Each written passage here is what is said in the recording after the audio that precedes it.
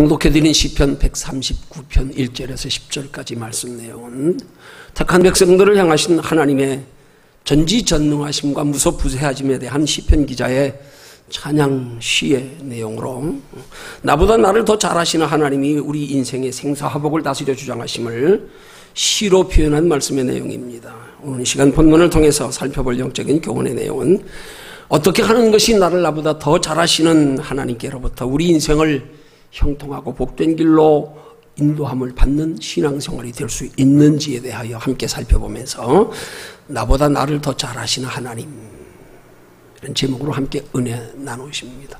앞에 나보다가 빠졌네요. 더 잘하시는 하나님.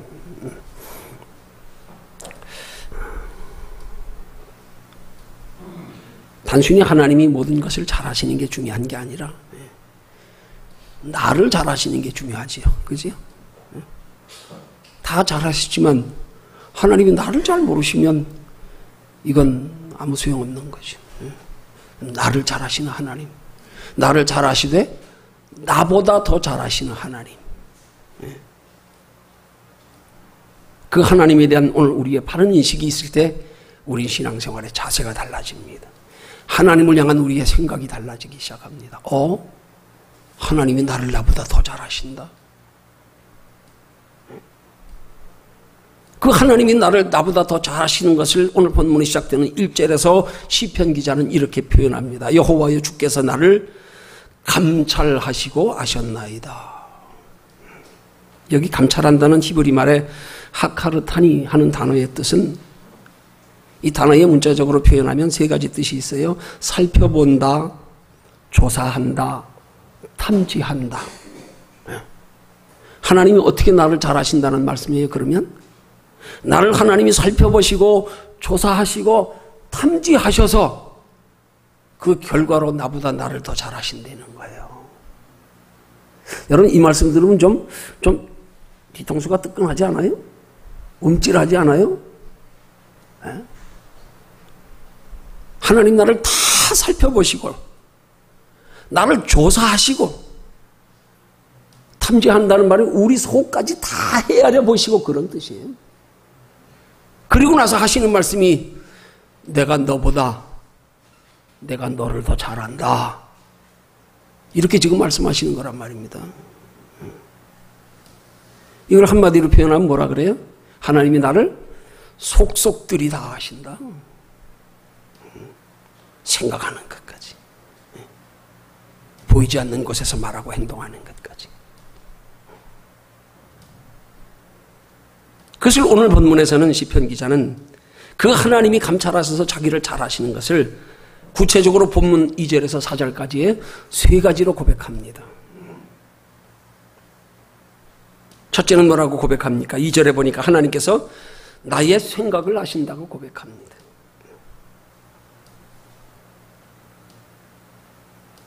여러분, 하나님이 어떻게 내 생각을 하나님이 아실까? 아니, 이 말씀을 기록하고 있는 시편 기자가 도대체 하나님이 자신의 생각을 아신다는 사실을 어떻게 알았을까? 여러분에게 대입해서 한번 생각해 보세요. 자, 하나님이 여러분의 생각을 지금 아신다고 가정합시다. 근데 여러분이 하나님의 생각을 여러분의 생각을 하나님이 아시는 것을 여러분이 알았어요. 여러분이. 그럼 여러분이 하나님이 내 생각을 아시는 걸 여러분이 알았다는 사실은 뭘로 알았겠어요? 여러분 같으면 뭘로 알았다고 생각되세요? 하나님이 내 생각을 아셨대. 그 하나님이 내 생각을 아시는 걸 여러분들 같으면 뭘로 알았다고 판단이 되세요? 그냥 막연하게요? 그러면 하나님이 내 생각을 아시는 것조차 모르잖아요.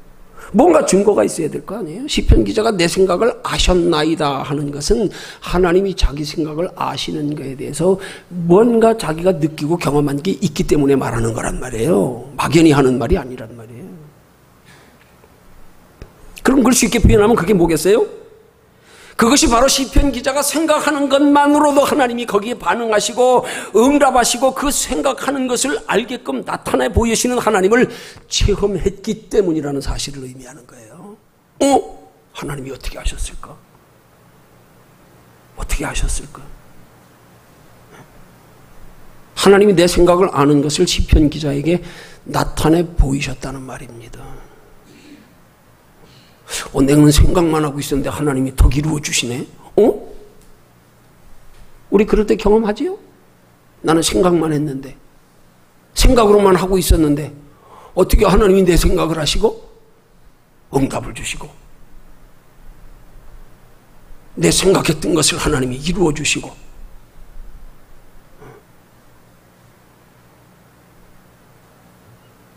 그러면 우리가 생각해 볼 것은, 왜 하나님은, 왜 우리 속으로 생각하는 것까지도 하나님이 그렇게 내가 네 속을 알아 하고 우리에게 나타내 보이실까? 이유가 뭘까? 그냥 하나님이 전지전능하심을 자랑하시려고요? 사람들처럼? 점쟁이들처럼? 나 이렇게 쪽집게. 봤어? 아니요. 하나님께서 우리의 속으로 생각하는 것까지도 알고 계심을 우리에게 나타내 보이시는 이유는,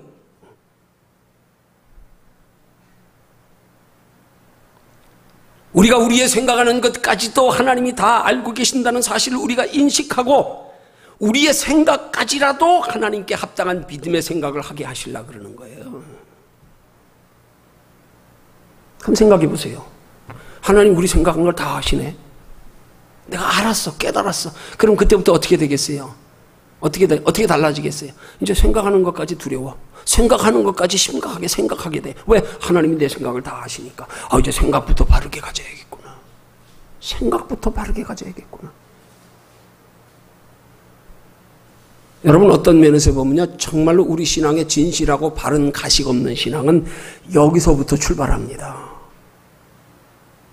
하나님이 내 생각을 다 아시기 때문에 내 생각하는 것까지라도 하나님을 의식하는 거. 하나님이 다 아신다, 내 생각. 그러면 우리 속에 부정적인 생각을 가질 때 생각 자체가 하나님 내 생각 다 아시는데 달라지지 않겠어요? 근데 우리 생각까지도 다 아시는 하나님은 우리가 생각지 아니하고 눈 가리고 아웅하는 식으로 온갖 부정적인 생각, 의심의 생각, 원망 불평의 생각, 이것들을 다 하고 있으면서도 그런 생각까지도 하나님이 알고 계신다는 사실에 대한 의식이 없으니까 우리 신앙생활이 형식적이 된단 말이에요. 하나님을 경외하는 마음이 생기지 않는단 말이에요. 여러분, 우리 생각은 행동의 출처예요. 그래서 우리가 생각에서부터 하나님이 내 생각을 아신다는 사실에 대한 의식이 있는 것에서부터 우리의 생각부터가 벌써 두렵고 떨림으로 하나님 편에서 바른 생각을 하려고 애쓸 때부터 자연적으로 우리의 행동도 바르게 된단 말입니다. 물론 그러지 않고 바를 수도 있어요. 생각은 그렇지 않지만 겉으로만. 그걸 형식이라 그러는 거예요. 그걸 외식이라 그러는 거예요. 그걸 율법이라 그러는 거예요. 하나님은 제일 싫어하시는 게 그겁니다. 생각이 다른 것, 말과 행동과. 그걸 회칠한 무덤이라고 책망하십니다.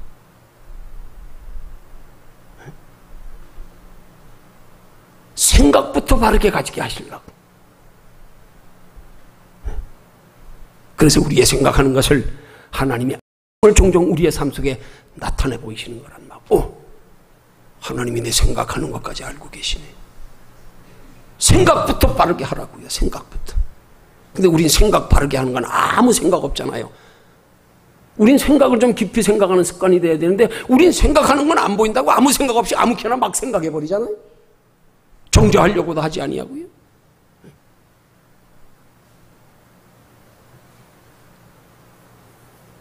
오늘 예배 시간을 모르고 좀 1시간 일찍 오신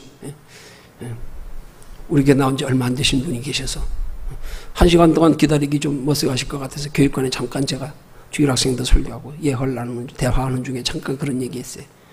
여러분, 우리가 하나님 앞에 기도할 때 우리 생각으로 기도하는 거하고 말로 표현해서 기도하는 거하고 차이를 아십니까?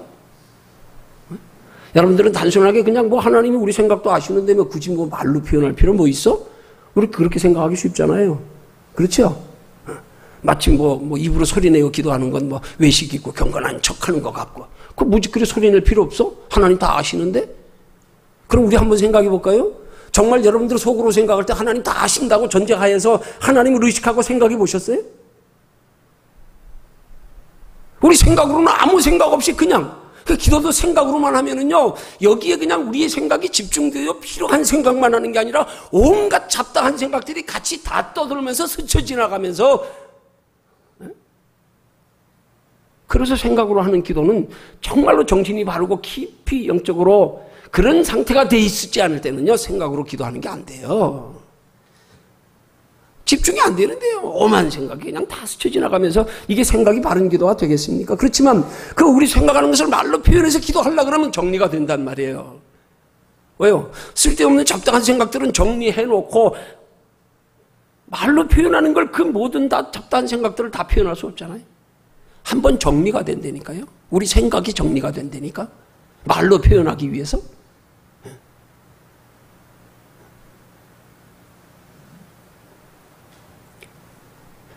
우리 생각을 좀 돌아봐야 돼요. 내가 너무 생각 없이 생각하는 거 아닌가? 내가 평소에 나의 생각하는 거에 대해서 얼마나 생각해 보는가? 내가 평소에 하는 생각들이 하나님 보시기에 얼마나 합당한 생각들일까? 예? 이거 깊이 생각해야 됩니다. 중요합니다. 우리가 바른 신앙생활에 지침이 되는 데 있어서 내 생각부터 생각하는 것. 내 생각이 이게 바른 생각일까? 이것부터 생각하는 자세요. 더더군다나 그 생각까지 지금 하나님이 다 보고 계신다는 사실. 지금 내가 생각하는 것까지.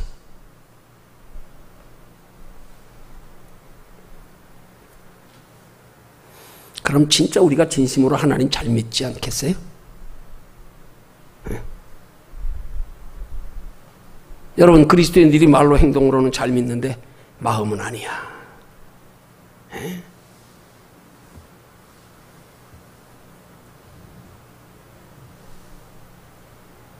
마음은 달라.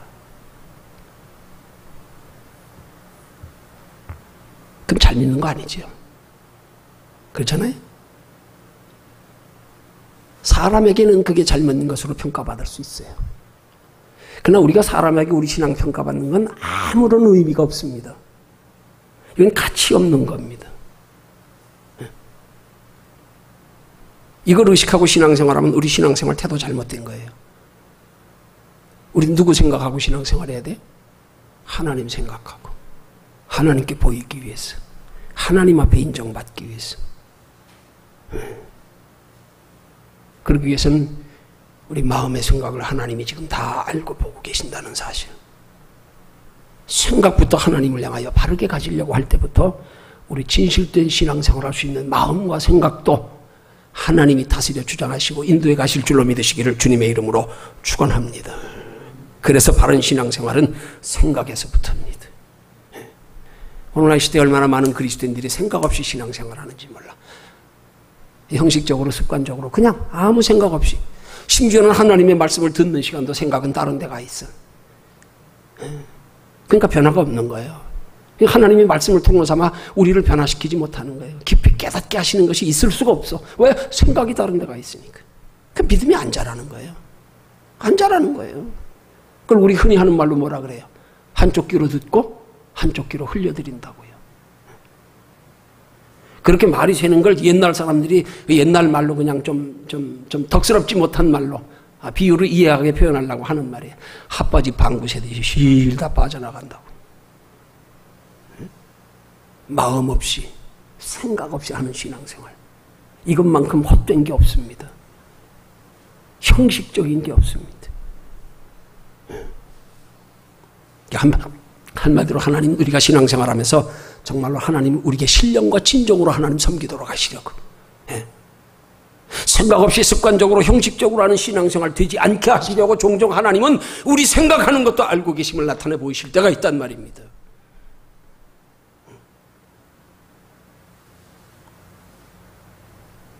신앙생활은 내가 어떻게 생각하는가에 따라서 달라질 수 있습니다. 행동은 생각의 표현입니다. 생각과 다른 행동은 외식입니다. 하나님이 제일 싫어하는 것, 겉과 속이 다른 겁니다. 그래서 우리에게 말씀하시는 어린아이 같은 믿음 가지라는 말씀이 겉과 속을 같이 하라 이 말이에요. 어린아이들은 단순하잖아요.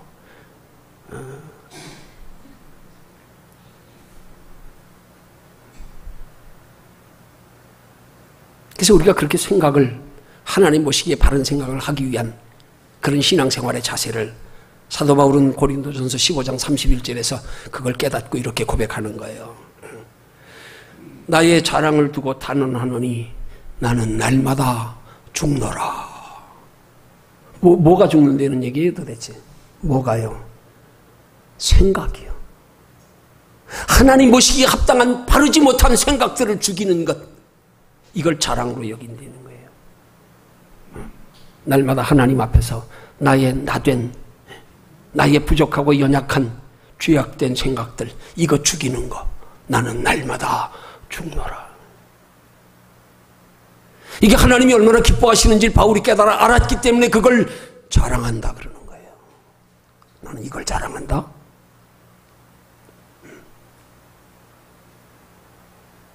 예수 믿는 사람들 생각 죽이면 세상에서 바보 되는 거예요. 바보 되는 거예요. 세상 사람들이 볼 때 에이 저것들 멍청이들, 바보 될 수밖에 없어. 그렇지만 그걸 하나님이 귀하게 여기신다는 사실, 그걸 하나님이 기뻐하시기 여기심을 알기 때문에 사도 바울은 내 자신의 생각을 죽이는 것을 자랑한다는 거예요. 내가 자랑한다. 왜? 하나님이 기뻐하심을 알기 때문에. 하나님 보시기에 합당한 바른 믿음의 생각을 하며 살 때 하나님이 우리를 영육간에 복 주시는 하나님이심을 믿으시기를 주님의 이름으로 축원합니다. 오늘도 생각을 보신다니까요. 근데 생각은 딴 데 있으면서 행동만 가지고 경건하고 거룩한 척하면서 그거 가지고 복 받는 줄 알고 착각하고, 그것 가지고 믿음으로 착각하고, 그것 가지고 남들과 비교하고, 이건 아닙니다.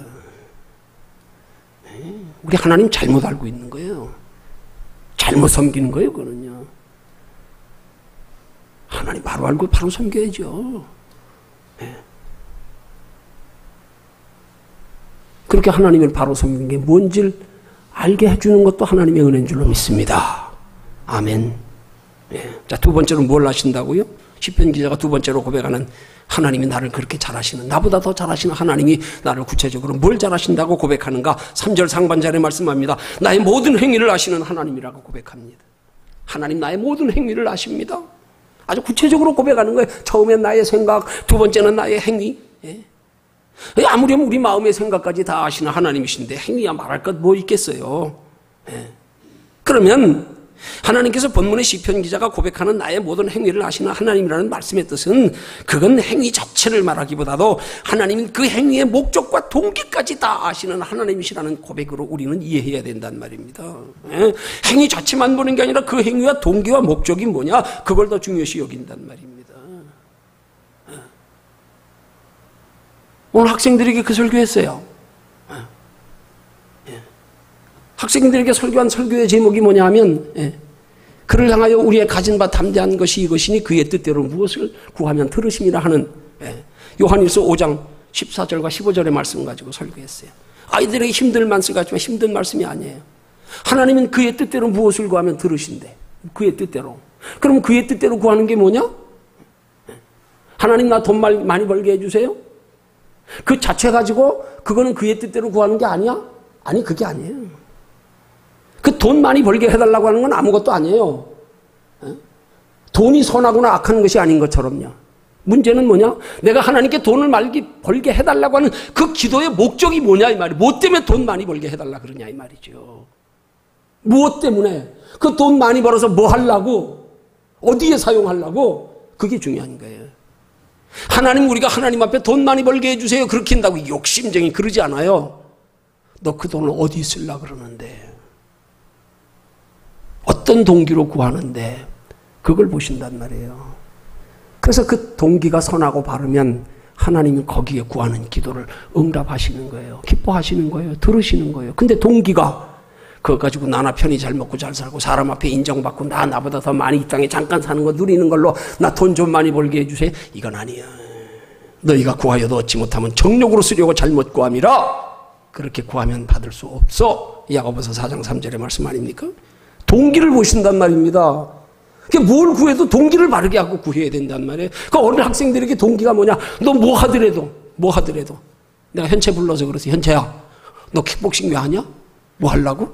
너 그냥 돈 많이 벌어서 훌륭한 사람 돼서 남들의 부러움의 대상 되려고? 아니, 그거 가지고 너 하나님 영광 돌리기 위해서. 그래서 남들이 너 보면, 야, 나 예수 믿는 사람이야. 예수 믿으니까 저렇게 잘 되는가 봐. 너 보니까 나도 예수 믿고 싶다.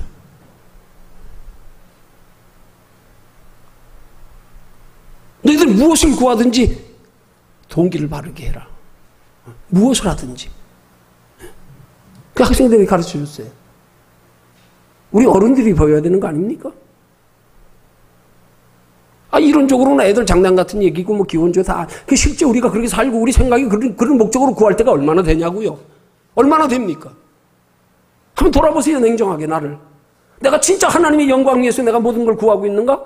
정말로 이 땅에 잠깐 사는 동안 하나님의 나라 준비하며 살기 위해서 이 땅 잠시 스쳐지는 아침 안개와 같은 건데, 여기 밀어두지 아니하고, 여기 집착하지 아니하고, 여기까지 욕심 부리며 씩씩거리고 울고 웃고 다투지 않고, 정말 영생의 생명의 비밀을 안 것처럼 정말 인생 가치 있게 살고 싶어서, 그렇게 가치 있게 사는데 육신의 것들이 필요해서 때를 따라 먹을 것도 입을 것도 마실 것도 하나님 주세요.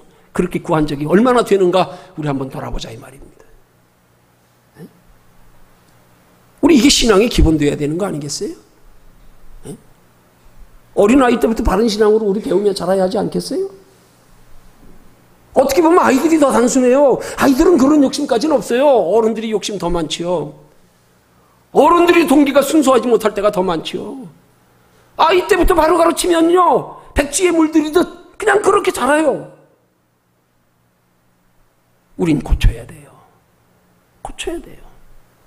하나님은 오늘도 우리 삶의 숨은 동기를 보시는데, 여전히 눈의 것만 사랑하고 소중히 여기고, 이것 때문에 경건한 척 거룩한 척 하면서 목적은 다른 데 두고, 이러면 이건 하나님 모르는 거예요.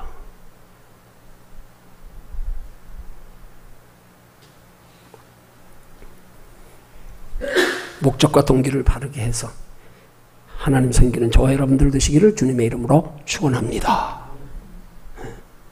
그 다음 마지막 세 번째로 시편 기자가 뭘 하신다고요? 4절에 고백합니다. 내 입술의 말을 아시는 하나님이라고 고백합니다. 이 말은 뭐예요? 나의 하는 말을 다 들으시는 하나님, 그런 뜻이란 말이에요. 내가 속으로 하는 말까지. 하나님이 이렇게 우리의 생각과 행동과 말까지 속속들이 다 아시는 하나님이라는 사실. 중요한 것은 하나님이 우리를 이렇게 속속들이 다 아시는 게 중요한 게 아니라, 그런 하나님을 향한 우리의 인식과 고백이 중요하단 말이에요. 본문의 시편 기자의 고백처럼요. 그렇게 하나님이 우리를 속속들이 아심을 알고 고백하는 게 믿음입니다. 알고 고백하는 자를 하나님이 사랑하시고 복 주시는 줄로 믿으시기를 주님의 이름으로 축원합니다. 그렇게 하나님이 우리를 속속들이 다 알고 계심을, 그것을 알고 고백하는 자에게 하나님이 어떤 복을 주신다고 말씀하는가? 5절에서 시편 기자가 고백합니다. 주께서 나의 전후를 두루시며, 여기 전후를 두루신다는 히브리 말에 와케템 하는 단어의 의미가 신처의 모든 부분이나 혹은 삶의 모든 국면, 그런 뜻이에요. 그러니까 이 말을 다시 원문의 의미대로 번역하면, 주께서 나의 신체의 모든 부분이나 혹은 삶의 모든 국면들을 하나님이 다 알고 계시고 그걸 축복하셨다는 말이에요. 그 다음 말이 내게 안수하셨나이다 하잖아요. 이 안수하셨나이다 하는 말, 히브리 말의 뜻이 보호와 축복을 말하는 거예요. 주의 종들이 가끔 안수해 주는 게 뭡니까? 하나님께로부터 보호와 축복의 통로가 되어주기 위해서 하는 거 아닙니까? 그죠? 예. 안수는 하나님의 보호와 축복을 의미하는 거예요. 예. 그걸 히브리 말로는 와타테 쉬트 알라이 카페카 하는 단어로 표현하거든요. 그러니까 이 시편 기자가 지금 주께서 나의 전후를 두루시며 안수하셨다는 말씀은, 주께서 나의 삶의 모든 영역에서 하나님이 나를 지켜 보호하시며 축복하신다는 말씀의 고백인 거예요. 어느 때요? 하나님께서 나의 생각과 행동과 말까지도 다 아시는 하나님을 내가 의식하고 고백할 때, 하나님이 나를 이렇게 속속들이 아십니다 고백할 때 하나님이 그런 복을 주신단 말입니다. 신체의 모든 부분에서 삶의 모든 국면에 이르기까지. 그러니까 하나님이 우리의 마음과 생각과 행동과 말까지도 다 아시는 하나님을 향한 우리의 의식과 믿음의 고백이 얼마나 하나님 보시기 귀하게 여기는 건지를 우리가 깨달아야 된다는 말입니다. 아, 하나님이 그렇게 귀하게 여기시는구나. 그럼 그렇게 귀하게 여기시는 우리의 믿음의 복된 신앙생활이 되기 위해서 우리 어떻게 해야 되겠어요? 이제부터 달라져야 돼요. 하나님 그냥 건성으로 섬기지 말고요, 깊이 좀 생각하면서 섬겨야 돼요. 생각하면서요. 내 생각까지 지금 다 보고 계신다, 알고 계신다. 생각 알고 계시면 끝났지요. 뭐 말이나 행동 말할 건 뭐 있어요? 그래서 날마다 내 생각을 좀 돌아보면서요, 사도 바울의 신앙 고백처럼 나는 날마다 죽노라. 날마다 하나님 앞에 내 바르지 못한 생각 죽이려고 애쓰는 신앙생활. 그러려면 내가 내 생각을 알아야지 바른지 그른지 알 거 아니에요. 심각하게 신중히 생각해봐야죠. 내 생각 자체를 좀 냉정하게 바라보라고요. 남의 생각, 남의 말만 가서 그렇게 바라보지 말고요. 오히려 그런 건 그냥 내비두고요. 뭐 나 아닌 사람들은 뭘 내가 뭐하러 그렇게 신경을 써? 내가 뭘 그렇게 신경 써? 어느 방송국 앵커가 친구인 기자와 함께 지나가다 신문 가파한 데서 신문을 한 부 사는데, 이 신문 가파한 데에 신문 파는 사람이 얼마나 불친절한지요. 그냥 신문을 주는데도 돈을 주면서도 그냥 쳐다보지도 않고 그냥 신문 하나 틱 던지듯 주더래요.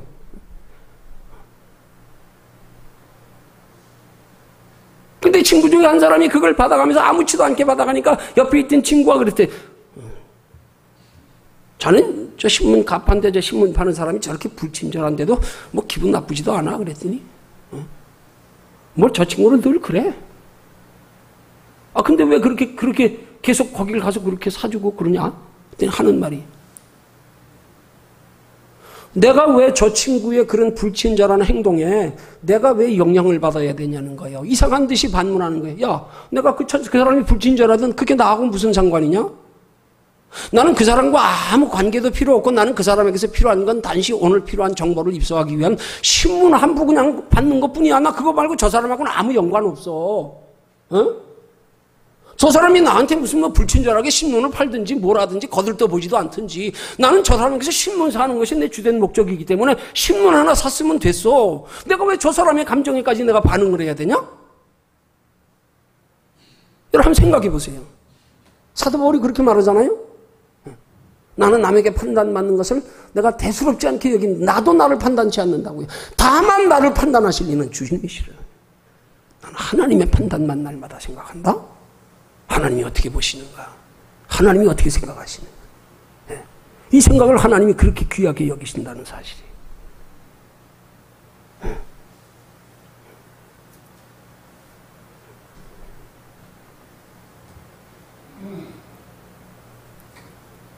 물론 그렇게 한다고 해서 하나님께서 우리를 날마다 우리가 생각하는 것처럼 뭐든지 하는 일 잘 되고 편하고 복되고 돈 잘 벌고 건강하고 자식 잘 되고, 아니요. 하나님 그렇게 해주시진 않습니다. 그렇게 해주실 때도 있지만 그렇게 해주시지 않을 때도 많습니다. 이거 똑바로 알지 못하면 우리 신앙관이 여기서 실족하는 거예요. 뭐 열심히 하나님 잘 섬기면 하나님 뭐든지 잘 되고 복 주실 줄 알았는데 이게 뭐예요? 왜 이래요? 하나님 이럴 수가 있어요? 아니요. 잘못 알고 있어요. 착각하면 안 돼요. 복 받았다고 해서 착각해도 안 되고요. 그게 믿음 좋은 줄 알고. 복 못 받았다고 해서 착각해도 안 돼요. 복 못 받았다고 믿음 없는 거 아니에요. 복 못 받았다고 하나님 사랑하시지 않는 거 아니에요. 착각하면 안 돼요. 어떤 사람은 복 받아서 착각해가지고 믿음에서 멀어지고 교만해지고 나여 하고 살고, 어떤 사람은 복 못 받아서 에이 예수 믿어도 별거 없네 하고 떠나가며 실망하고 낙심하는 사람이 있고요. 둘 다 착각했어요. 하나님 우리가 생각하는 것처럼 눈에 보이는 잠깐의 거 가지고 주시고 안 주시고, 하나님 우리 사랑하심의 표현을 그렇게 우리가 생각하는 것처럼 세상에 복 주는 걸로 평가해서 그렇게 기준해서 주시는 하나님 아닙니다.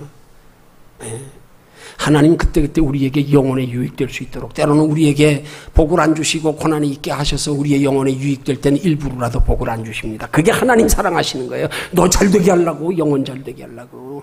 이 땅에서 잠깐 잘되는 것보다 영혼이 잘되게 하시려고.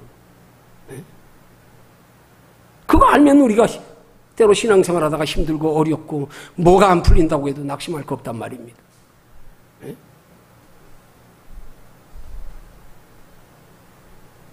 하나님이 우리를 영육간의 복된 길로 인도하심의 과정은 때를 따라 하나님이 우리에게 사랑하사 함께 하시며 지켜 보호하시기도 하고, 때로는 사랑의 매로 때리기도 하시고, 때로는 우리의 삶에 의도적인 고난이 있기도 하시고.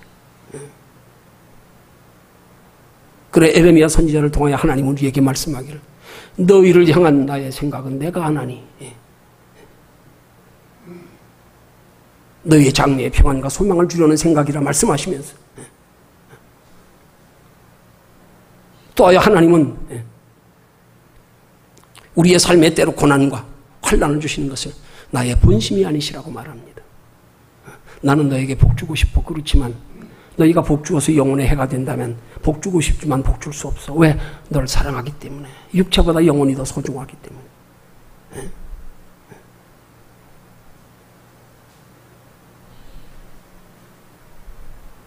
영국의 북해에서 잡은 청어는요, 영국인들의 아침 식사에 가장 인기 있는 요리 재료랍니다. 그런데 청어는 성질이 급해서 북해에서 잡은 청어가 육지에 도착하면 거의 다 죽는답니다. 성질이 급해서.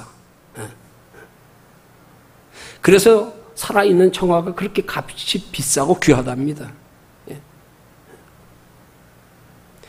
그래서 북쪽 바다에서 청어 잡이를 하는 어부들의 가장 큰 관심사가 어떻게 하면 청어를 잡아서 싱싱하게 죽지 않고 부두까지 공판장에까지 사람들에게 팔려갈 때까지 살아있느냐, 이게 제일 중요한 관심거리였다는 거예요. 어부들이 아무리 노력해도 배가 육지에서 도착해보면 죽어 있는 거예요. 그런데 이상하게 한 어부의 청어만은 꼭 배가 육지에 도착해서 보면 싱싱하더라는 거예요. 살아있더라는 거예요. 그래서 그 비결을 물었더니 이 어부가 비결을 가르쳐 준 말입니다. 나는 청어를 넣은 통에다가 작은 상어 한 마리를 집어넣습니다. 아니 그러면 상어가 청어를 잡아먹을 거 아니에요. 예, 잡아먹지요. 그렇지만 작은 상어 한 마리 넣어봐야 기껏 오는 동안에 두세 마리 잡아먹지 배불러서 더 이상 잡아먹지도 않습니다. 예. 그렇지만 그 안에 있는 많은 청어들은 이 상어떼를 피해 다니라고 계속적으로 헤엄쳐 긴장하고 움직여야 되기 때문에 그것이 오히려 담은 많은 청어들을 죽지 않고 살아서 싱싱한 청어가 되게 하는 겁니다. 그 비결을 가르쳐 준 거예요.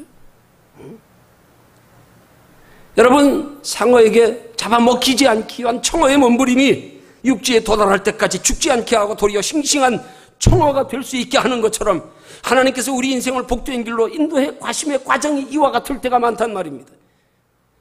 환난과 고난의 환경 때문에 하나님께 피하고 하나님을 의지하고 하나님께 도움을 구하다 보면 그것이 우리 믿음을 자라게 하고요, 견고하여서 결국은 하나님 앞에 이 땅에서뿐이 중요한 게 아니라 영원한 하나님의 나라에까지 영원한 구원과 상을 받게 하는 믿음의 사람을 만들어가는 과정이라는 사실입니다.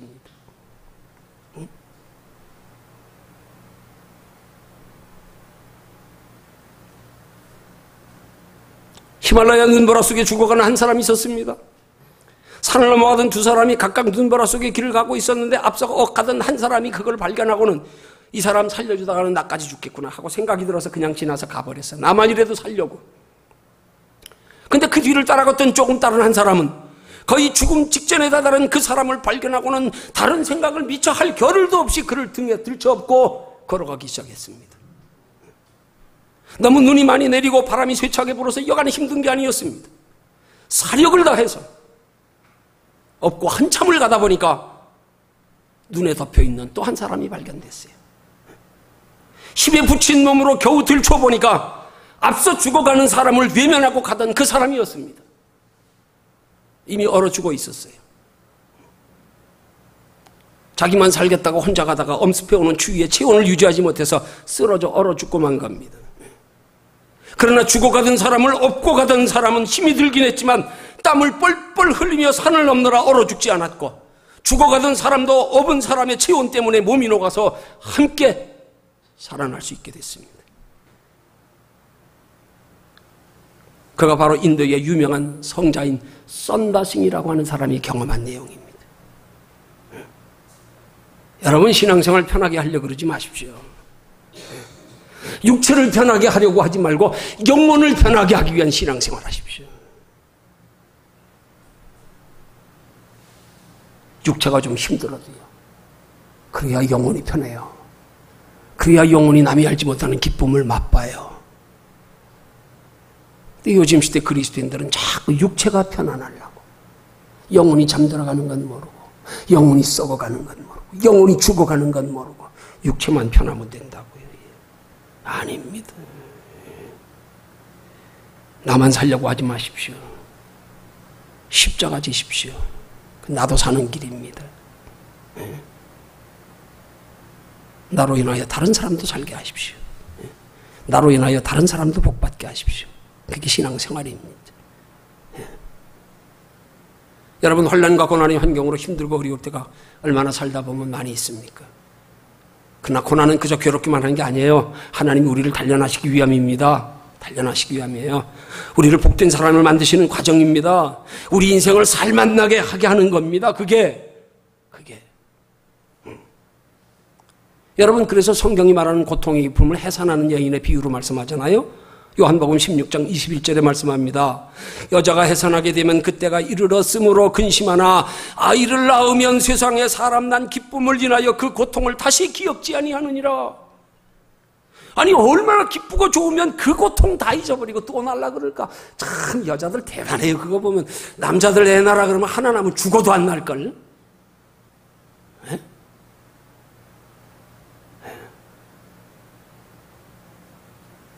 여러분, 환난과 고난의 환경 가운데서 나보다 나를 더 잘하시는 하나님을 믿으십시오.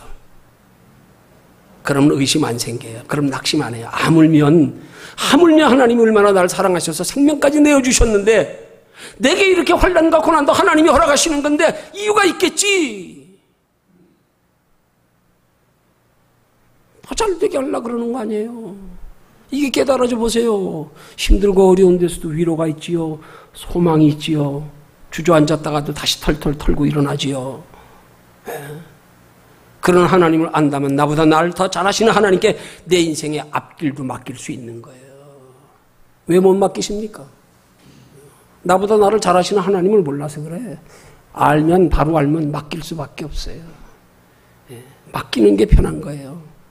맡기고 내일 일 안 보고 사는 게 편한 거예요. 맡기지 못하니까 내일 일 보고 사느라고 얼마나 고생하며 삽니까?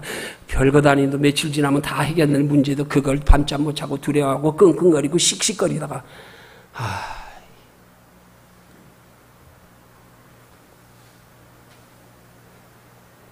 내 인생을 하나님께 맡기면 그 길이 고난의 길 같지만 결국은 축복의 길입니다. 형통의 길입니다. 승리의 길입니다. 예. 믿지 않는 세상 사람들은 영이 죽고 육이 사는 길을 택하여 살고 있는 거예요. 그렇지만 우리 믿는 사람들은 육이 죽고 영이 사는 길을 택하여 살아야 된단 말입니다. 근데 우리 예수 믿는 사람들이 똑같이 영은 죽든지 멀든지 관심 없고 육이 살라고 살고 있으니까 이게 답답한 거 아니냔 말이에요. 세상 사람들이 육신이 전부인 줄 아니까 육을 위해서 살지요. 그 영이 살 수가 없죠. 그러니까 우리는요. 우린 육이 죽여야 돼. 육을 죽여야 돼요. 우리 영을 살리려고 애쓰고 살아야 돼요. 근데 예수 믿는 사람이 자꾸 세상 사람들처럼 육이 먼저 살라고. 우리 예수 믿는 사람은 육이 죽은 다음에 영이 살아야 그 다음에 육도 사는 거예요. 순서가 바뀌면 큰일 나요. 영이 먼저 살아야 돼요. 순서 바뀌면 안 돼요. 육이 먼저 살려고 하면 영이 죽습니다. 영 죽으면 다 죽는 거예요. 보세요. 우리 육체 지금 죽어가고 있는 거예요. 지금. 우리 날짜만 꼽고 있는 거예요. 우리가 기다리지 않아서 그렇지, 착각해서 그렇지. 오늘도 죽을 날 하루 앞당겨졌네. 일주일 지나면 또 일주일 앞당겨졌네. 다가왔네. 죽어가고 있는 거예요. 지금 우리 꽃처럼요. 보기에는 아름다운 것 같지만 이미 죽어가고 있어요. 육체는 죽은 거예요. 의미 없는 거예요. 영혼이 우리 안에 살아있지 않으면 이건 아무것도 아니에요. 영 죽으면 다 죽는 거예요. 하나님 우리를 영으로 영원히 살게 하시려고 우리를 하나님의 형상으로 창조하신 거 아닙니까? 근데 영이 살려고 하지 아니하고 자꾸 육이 살려고, 육이 편하려고. 아닙니다.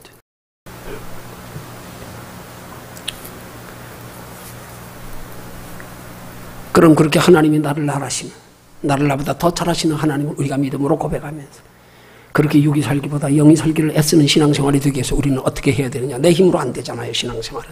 그러죠? 그러기 위한 우리의 기본이 뭡니까? 그게 말씀 따라 살기를 힘쓰고 날마다 기도로 주를 의지하며 사는 것에 힘쓰고 날마다 성령의 이끌림은 따라 살아가는 신앙생활이 되는 거예요. 그럴 때 하나님이 우리 손 붙잡고 가십니다. 우리 따라만 가면 됩니다. 하나님이 손 붙들고 끌고 가시는데도 안 따라가면 질질 끌려가다가 무릎팍 다 깨집니다. 얼마나 많은 사람들이 우리를 사랑하사 붙들고 세상으로 가지 말고 영원한 하나님의 날 향하여 함께 가자고 보이지 않게 끌어가시는데 그거 안 따라가려고 기를 쓰고 욕심부리고 고집부리고 얼마나 우리가 지금 상처받고 멍들고 깨지고 살고 있는 줄 압니까 지금? 깨진 것도 몰라요. 깨지는 것도 몰라. 마귀에게 까불림 당하는 것도 모르고. 왜요? 하나님 붙들고 인도에 가실 때 바로바로 따라가면 되는데 힘들고 어려워도 내 발걸음으로 따라가면 되는데 붙잡혀서 안 가려고 그냥. 우리 소연이 어릴 때 생각나네요. 4살, 3살 요때 됐으면 이제 막 5살 요때 됐으면 막 한참 걸어야 되는데 제가 걷는 거 얼마나 싫어했는지 몰라. 어릴 때 그냥. 어디 그 놀이터 같은 데 가가지고요, 동물원 같은 데 한번 쟤 데리고 가지고요. 어떤 데는 부끄러웠어. 한두 살 된 애들이나 그거 태우는 거지. 하도 걷기 싫어해가지고. 또 예수 믿는 사람들의 모습 같아. 꼭 우리 모습 같아. 하나님은 우리 안에서 우리를 그냥 저 생명의 길로 나와 함께 하자 끌고 가시는데 인도에 가시는데 손은 붙잡혔어. 근데 발은 안 따라가. 마음이 안 따라가. 질질 끌려가면서요.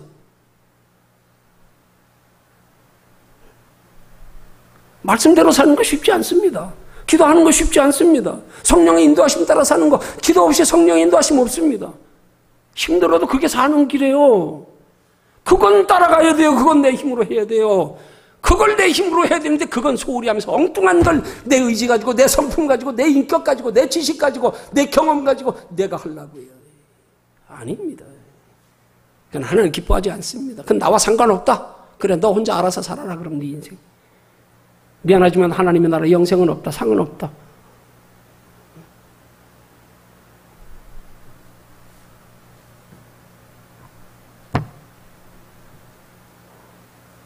하나님께서 내가 내 인생을 내 힘으로 사는 것보다 더 쉽게 빠르게 하시고 더 평안하고 복되게 하시고 날마다 승리하는 삶이 되게 하시는 비결. 힘들고 어렵지만 말씀 따라 살아야 됩니다.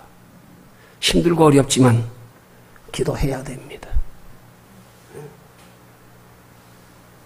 성령의 인도하심에 순종하여 살아야 됩니다. 그게 사는 길입니다.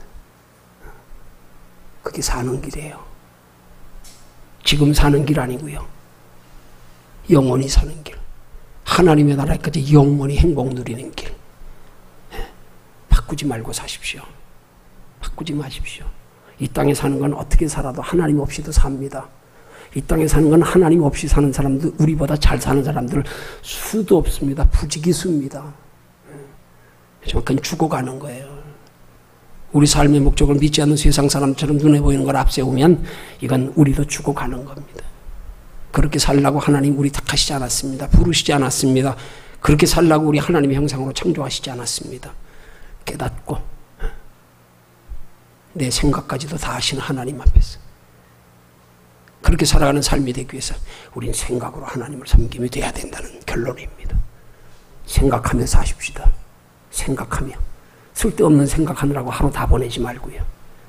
하나님 편에 깊이 생각하고 바라보면서 하나님이 내 마음과 생각을 다스려 주장하시게 하셔서 그게 영적 신앙생활입니다.